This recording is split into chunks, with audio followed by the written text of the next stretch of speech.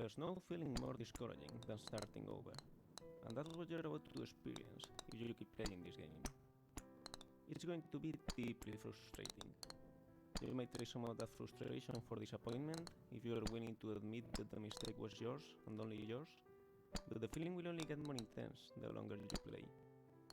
You're going to want to quit playing, and every time you don't, every time you find the strength to keep going, you will only be setting yourself up for a bigger fall.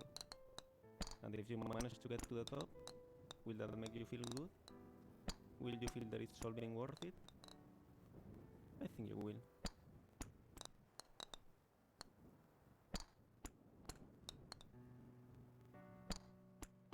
Feel free to stop playing whenever you want.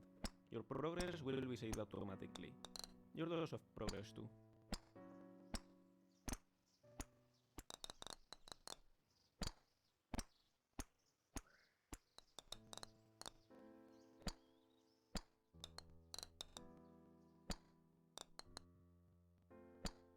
This game is a different take on a game that came out in 2017 titled Getting Over It with Bennett Foddy.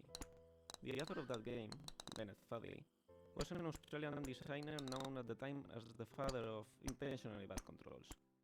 Weird, unresponsive, and hard to understand, intentionally bad controls are bad in the sense that they are suboptimal for the task at hand, making it a challenging and infuriating experience of what otherwise could well be a walk in the park. And yet, they often make for amusing games. In Getting Over It, your task is simply to climb up a mountain, dragging yourself with a hammer while sitting inside a cauldron. No amount of forward progress is guaranteed. Some cliffs are too sheer or too slippery, and the player is in constant danger of falling and losing everything. I watched a video of Bennett Foddy playing his own game, and it was interesting to see how erratically he approached his weakness. He knew it was possible to overcome. In Getting Over It, Bennett Foddy claims that frustration is essential to the act of climbing, but I disagree. Frustration might be essential to having a real challenge, an obstacle that you are not guaranteed to be able to overcome, but the act of climbing itself can be enjoyable. Climbing and Getting Over It is not frustrating because you can easily fall down and lose all your progress, but because controlling the main character is infuriating. Of course, falling and losing all your progress is also frustrating, but the worst part is not that you have to climb it all over again, it's that you have to fight with the controls while doing so. This game is pretty much like Getting Over It. You need to climb up a wall made of pre-made assets while the game creator talks to you about the game itself. And the point of the game is built around the fact that it's a very hard challenge and you can easily lose all your progress at any time. The main difference, what makes this game more than just a clone of the original, is its controls. Not only because hitting a ball is quite different from pulling yourself with a hammer, but because it's easy and intuitive to control. You hit the ball with a certain force at a certain angle, and that's it. The difficulty lies in calculating what force and what angle you should apply to the ball. And it's not infuriating because you feel in control. If the ball doesn't land where you wanted, you know it's because you did the wrong calculations, and you feel that you can do it better if you try again. This is a game in which you can experience the challenge of climbing an enchanting mountain without infuriating controls being part of that challenge. But that's not the reason why I made this game. It's only why I thought it was worth finishing.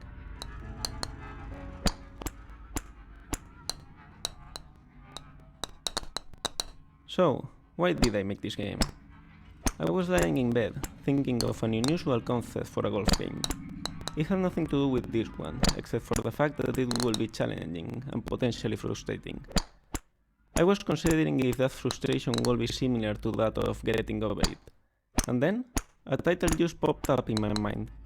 Golfing Over It, with Alba Mayo.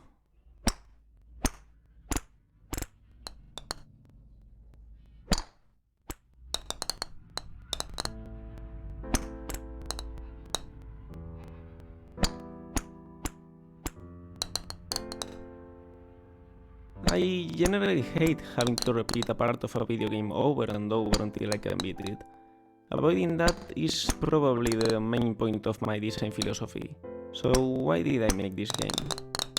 The truth is, it was an accident, like an unplanned pregnancy. After coming up with the title, I wanted to test the concept, just to see what it will feel like.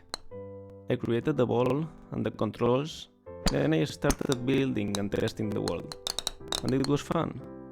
It was so much fun. I got into a deeper state of flow.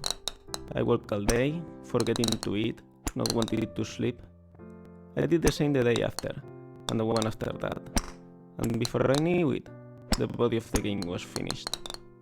I would have never planned to make a game like this. Even if we forget my design principles for a moment, I would have never made a game that lives only as the shadow of another one. It feels cheap. It doesn't reflect well on me as an artist. And yet, I couldn't bring myself to stop there, to delete the game and move on. I felt like this game deserved to be made. In the end, I decided to embrace this fate. I will finish making this frustrating game, and I will make it all about its relationship to getting over it, like an unofficial spiritual sequel.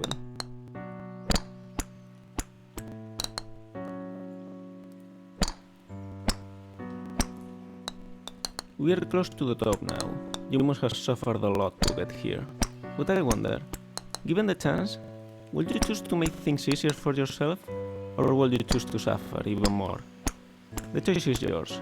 There's no reward for choosing one or the other, except for the rewarding feeling you might experience for overcoming, or avoiding, an extra bit of challenge.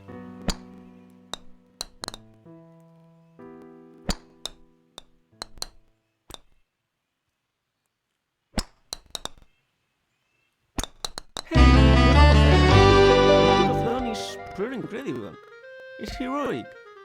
You are my hero, and I applaud you.